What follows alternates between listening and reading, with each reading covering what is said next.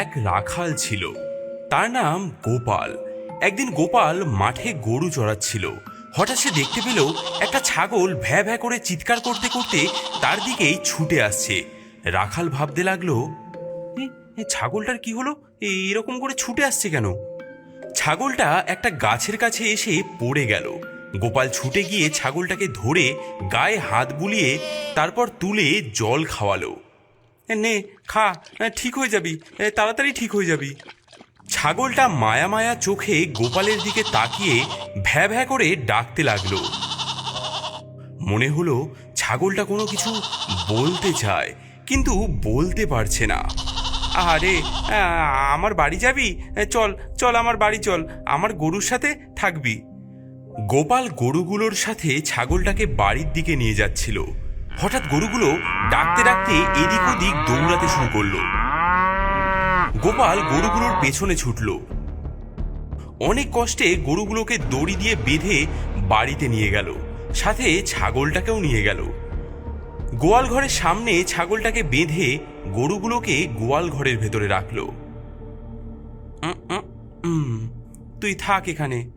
মা, ও মা, খেতে দাও। হ্যাঁ চলে আয়, রান্না হয়ে গেছে। রাখাল খেয়ে দিয়ে একটু বিশ্রাম নিচ্ছিল। সেই সময় তার কয়েকজন বন্ধু তাকে ডাকতে এলো। গোপাল, এই গোপাল, কোথায় গেলি রে? গোপাল ঘরে বিশ্রাম নিচ্ছে। মাসিমা, গোপালকে ডেকে দিন তো একবার, খুব দরকার আছে ওর সঙ্গে। গোপালের মা গোপালকে ডেকে দিল। গোপাল ঘর থেকে বেরিয়ে এলো। কিরে, কি হলো?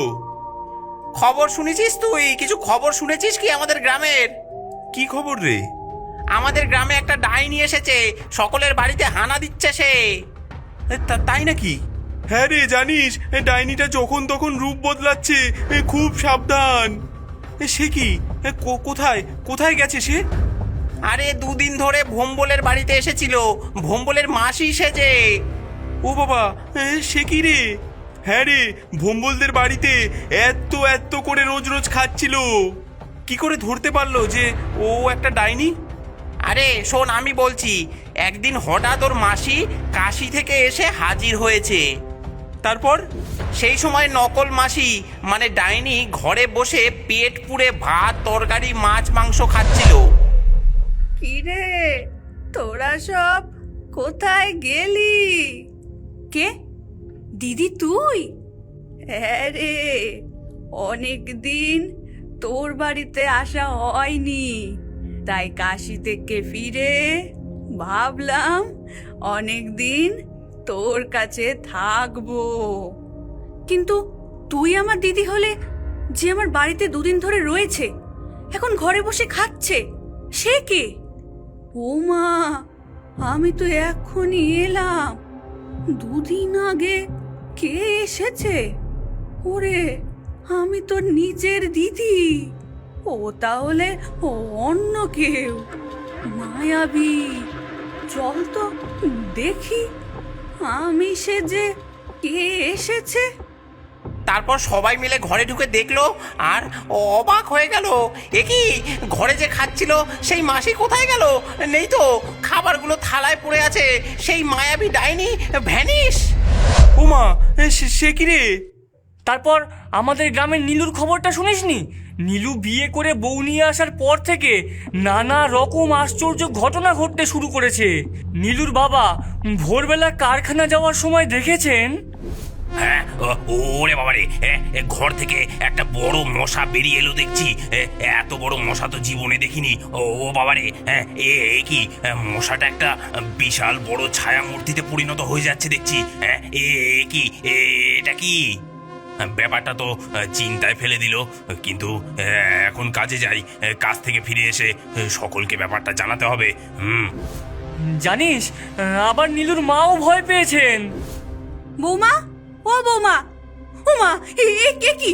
তুমি রান্নাঘরে চুল খুলে মুখের উপর চুলগুলো ঝুলিয়ে এভাবে মাটিতে বসে তুলছো কেন? কি হলো বৌমা? ও বৌমা।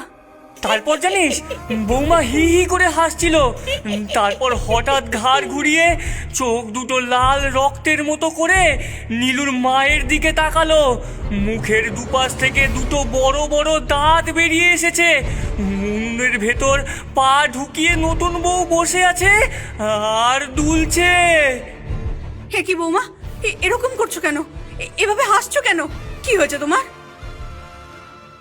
হোমা, এ কি? কড়াইয়ের উপর কাটা মাছগুলো জ্যান্ত হয়ে লাফাচ্ছে। ওগো ওগো, কে কোথায় আছো? দেখবে এসো গো, কি সর্বনাশ হয়ে গেল গো। ঘরে ডাইনি এসেছে, ডাইনি। হে, মানুষ নয়, নতুন বউ ডাইনি, ডাইনি। নীলুর মা এসব দেখে অজ্ঞান হয়ে পড়ে গেলেন। বাড়ির সবাই ছুটে এলো, কিন্তু কেউ নতুন বউকে আর দেখতে পেল না। জানিস, কাকিমার জ্ঞান আসার পর চোখ খুলে আর নীলুর বউকে দেখতে পায়নি। অনেক খোঁজাখুঁজির পর রাত্রিবেলা নীলুর বউকে ছাদের কার্নিশে ঝুলতে দেখলো সবাই। সেই দেখে তো সবাই ভয়ে কি কি হলো চিৎকার! গো? এ কি সর্বনাশা হলো গো? ও মা, এ কি হলো? কি হলো গো? সে কি? কি বলছিস রে এসব? এসব তো আমি কোনো কিছুই জানি না। আর নাপিত পাড়ার গজাদাকে চিনিস তো? গজাদা আর বৌদি দুজনেই তো মিলে কাজ করে। গজাদার একটা ছোট মেয়ে আছে, ওর নাম চাপা। চাপা সারাদিন ঠাকুমার কাছে থাকে। একদিন বিকেলে চাপা বন্ধুদের সাথে মাঠে খেলছিল।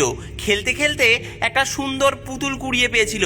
বাড়িতে নিয়ে আসার পর ওই পুতুলটাকে নিয়েই খেলতে থাকে। ও চাপা, এত সুন্দর পুতুল তোকে কে দিল? একে আমি মাঠে কুড়িয়ে পেয়েছি ঠাম্মা। কুড়িয়ে এনেছিস কেন রে? কার পুতুল কে জানে? জানি না, গাছতলায় পড়েছিল, আমি তুলে নিয়ে এসেছি। ধুলো থেকে তুলে এনেছিস? ময়লা লেগে আছে তো, দে দে ভালো করে ধুয়ে দি। এই নাও। ঠাম্মা পুতুলটাকে ভালো করে ধুতে লাগলেন। এমন সময় কার যেন একটা আওয়াজ শোনা গেল। ও, ওরে বাবা, ও শীত করছে রে। ওরে বাবা, এত ঠান্ডা জল দিস না। ঠাম্মা তো বুড়ি মানুষ, ভালো করে চোখে দেখতে পায় না। এদিক ওদিক তাকিয়ে তিনি কাউকেও দেখতে পেলেন না। ঠাম্মা এদিকে মনে মনে ভাবলেন, মনে হলো যেন পুতুলটা কথা বলল। এখানে তো আর কেউ নেই। ঠাম্মা পুতুলটাকে ধুয়ে এনে সে আবার চাপাকে দিয়ে দিল। গজা আর ওর বউ কাছ থেকে এসে দেখলো মেয়ে মন দিয়ে পুতুল নিয়ে খেলছে। চাপা, এই পুতুলটা তোকে কে দিয়েছে? আমি মাঠ থেকে কুড়িয়ে পেয়েছি। কার পুতুল কে জানে? কেন কুড়িয়ে এনেছিস? যা ফেলে দিয়ে আয়। না না, আমি এই পুতুলটা নিয়ে খেলবো। ঠাম্মা পরিষ্কার করে ধুয়ে দিয়েছে, আমি পুতুলটাকে ফেলবো না। ঠিক আছে, এখন যা পড়তে বস। এখন পুতুলটাকে আমি টেবিলে তুলে রাখছি। চাপা তো মন দিয়ে পড়াশোনা করতে লাগলো। পড়াশোনা হয়ে যাওয়ার পর কিছুক্ষণ পর ওর মা ওকে ডাকতে লাগলো। চাপা, খাবি আয়। এই চাপা। চাপার মা চাপাকে ঘরে ডাকতে এসে দেখলো চাপার সাথে কে একজন জানি কথা বলছে। কে কথা বলছে ঘরে কাউকেও সে দেখতে পেল না। চাপা তো একা একাই পুতুল নিয়ে খেলছে। তাহলে মেয়ে কার সাথে কথা বলছে? এই চাপা, তোকে খেতে ডাকছি না, আর তুই এখানে পুতুল নিয়ে খেলছিস? কার সাথে কথা বলছিস? এই তো পুতুলের সাথে কথা বলছিলাম।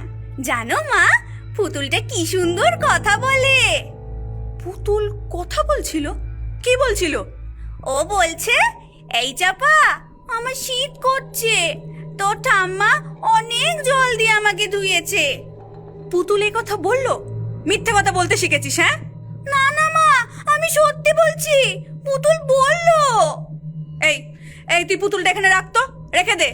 আর এই পুতুল দিয়ে একদম খেলতে হবে না, অনেক রাত হয়েছে। আয় আয়, খাবি আয়। চাপার মা পুতুলটাকে আলমারির ওপর তুলে রেখে চাপাকে নিয়ে রান্নাঘরের দিকে যাচ্ছিল। হঠাৎ এমন সময় কে যেন বলে উঠলো, কি রে, আমায় খেতে দিবি না? আমার তো খিদে পেয়েছে। চাপার মা তো চমকে উঠলো। ঘুরে তাকিয়ে দেখলো পুতুলটা ওদের পেছন পেছনে হেঁটে আসছে। হে কি, আমি তো পুতুলটাকে আলমারির উপরে তুলে রাখলাম, এ নেমে এলো কি করে? পুতুলটাকে ধরে ছুঁড়ে উঠোনে ফেলে দিল চাপার মা। কিন্তু হঠাৎ পুতুলটা কেঁদে উঠলো এবং সঙ্গে চাপাও। আমার পুতুল ফেলে দিলে কেন মা?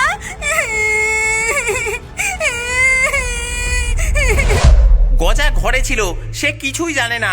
মেয়েকে কাঁদতে দেখে সে বলল, আহা, আরে মেয়েটাকে রাতের বেলায় কাঁদাচ্ছ কেন? আরে দাও না পুতুলটা। দাঁড়া চাপা, আমি এনে দিচ্ছি। না না, ওই পুতুলটায় হাত দিও না। কেন? হ্যাঁ, কি হয়েছে? গজা পুতুলটাকে উঠোন থেকে তুলতে গিয়ে দেখলো পুতুলের হাত পা ছিঁড়ে গেছে। ইস, পুতুলটার হাত পা ছিঁড়ে গেছে তো। এই নে চাপা তোর পুতুল, কাল আমি সেলাই করে দেব। চাপা ছেঁড়া পুতুল নিয়েই খেলতে বসলো। চাপা নিজে খাচ্ছে আর পুতুলটাকে খাওয়াচ্ছে। এই দৃশ্য দেখে চাপার মা, বাবা, ঠাম্মা সবাই তো হতবাক। পুতুলটা সত্যি সত্যি খাচ্ছে। এ কি? ওরে বাবা রে, এই পুতুলটা মনে হয় তান্ত্রিকের। কত রকমের অলৌকিক কাণ্ড দেখছি। চাপা চাপা, পুতুলটাকে তুই ছুস না। গজা খুব সাহসী, ও তাড়াতাড়ি করে পুতুলটাকে তুলে নিয়ে দৌড়ে জানালার কাছে গিয়ে জানালার পাশে ঝোপের মধ্যে ছুঁড়ে ফেলে দিল। তারপর সবাই শান্তি পেল। নিশ্চিন্ত হয়ে সবাই খেয়ে দিয়ে শুয়ে পড়ল। কিন্তু মাঝরাতে হঠাৎ চাপার মায়ের ঘুম ভেঙে গেল। ভয়ে আঁতকে উঠল সে। একই পুতুলটা চাপার পাশে শুয়ে আছে। গজাকে আস্তে আস্তে ঘুম থেকে ডেকে চাপার মা বলল, ওই দেখো, ওই জাদু পুতুল আবার এসেছে। হ্যাঁ, সে কি কই কই দেখি। গজা দেখলো চাপার পাশে শুয়ে হিহি করে হাসছে সেই পুতুল। কি সর্বনাশ! কি সর্বনাশ! এর একটা ব্যবস্থা করতেই হবে। গজা পুতুলটাকে এবার একটা বাক্সে ভরে নিল। তারপর দূরে একটা পুকুরে গিয়ে ফেলে দিয়ে এলো। তারপর ভোর হলে গজা গ্রামের কালী মন্দিরে গিয়ে ঠাকুরমশাইকে গিয়ে সব জানালো। ঠাকুরমশাই ওদের বাড়ির 4 জনের জন্য 4টে রক্ষা কবচ দিলেন এবং বললেন, এই নাও, লাল সুতোয় বেঁধে এই কবজ তোমরা গলায় পরে থাকবে। কোনো ডাকিনি, ভূত, পেতনি কিচ্ছু করতে পারবে না। এইভাবেই গজাদা আর তার বাড়ির সবাই ওই ডাইনির হাত থেকে কোনো রকমের রক্ষা পেয়েছিল। গোপাল বন্ধুদের কাছ থেকে এইসব কথা শুনে বড় চিন্তায় পড়ে গেল। সেদিন রাত্রেবেলায় গোপাল যখন ঘুমোচ্ছে, এমন সময় গরুদের আর্তনাদে তার ঘুম ভেঙে গেল। সে লণ্ঠন হাতে নিয়ে বেরিয়ে আসলো। গোপাল গোয়াল ঘরের দিকে এগিয়ে গেল। এগিয়ে গিয়ে দেখলো, একই একটা গরুকে কে যেন টেনে নিয়ে এসে গোয়ালের বাইরে অর্ধেক খেয়েছে। তার দেহ ছিন্ন ভিন্ন অবস্থায় পড়ে আছে, কিন্তু কিন্তু ছাগলটা যেমন বাঁধা ছিল তেমনই রয়েছে। ডাইনিটা ছাগলের সামনে দিয়ে গোয়াল ঘরে ঢুকে গরু টেনে এনে খেলো, অথচ ছাগলটাকে তো খেলো না। আশ্চর্য! পরের দিন রাতে গোপালের ঘুম আসছিল না।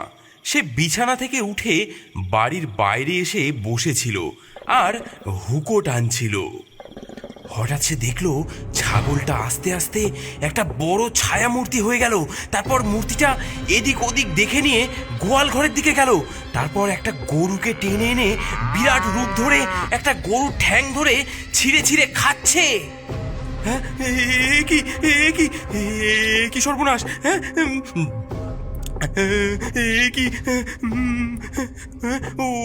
ওরে বাবারে, ওই ডাইনি ছাগল রূপে আমার বাড়িতে এসেছে। গোপাল সারা রাত অনেক ভেবে পরদিন বন্ধুদের সাথে পরামর্শ করে একটা মোমের ঘর তৈরি করলো। তারপর ছাগলটাকে বলল, চল, তোর জন্য সুন্দর একটা ঘর বানিয়েছি, চল তোকে নতুন ঘরে রাখবো। ওহ, কি মজা! আমার জন্য নতুন ঘর বানিয়েছে, কি মজা! আমি এবার থেকে শিকার ধরে ঘরে বসে খাবো। গোপাল ছাগলটাকে নিয়ে এসে ওই ঘরে ঢুকিয়ে বাইরে থেকে বন্ধ করে দিল। তারপর বাইরে থেকে আগুন ধরিয়ে দিল। আগুনের তাপে মোমগুলো গলে গলে পড়তে লাগলো আর ছাগল লাফাতে লাগলো। তারপর আগুনে পুড়ে ছটফট করতে করতে বিকট চিৎকার করতে লাগলো সেই ডাইনি। ওরে বাবারে, ছেড়ে দে, ছেড়ে দে আমাকে! ছেড়ে দে! আর মারিস না! সেই ডাইনি আগুনে পুড়ে একদম ছাইয়ে পরিণত হয়ে গেল। কিছুক্ষণ পর গোপাল এক তান্ত্রিককে ডেকে আনলো। তান্ত্রিক বলল ওই ছাইগুলো সব একটা শিশির ভেতর ঢুকিয়ে জলে ফেলে দিতে। গোপাল ও তার বন্ধুরা ছাইগুলো একটা কাচের বোতলে ঢুকিয়ে দূরে গঙ্গায় গিয়ে ছুঁড়ে ফেলে দিয়ে আসলো। তারপর থেকে ডাইনির উপদ্রব বন্ধ হলো।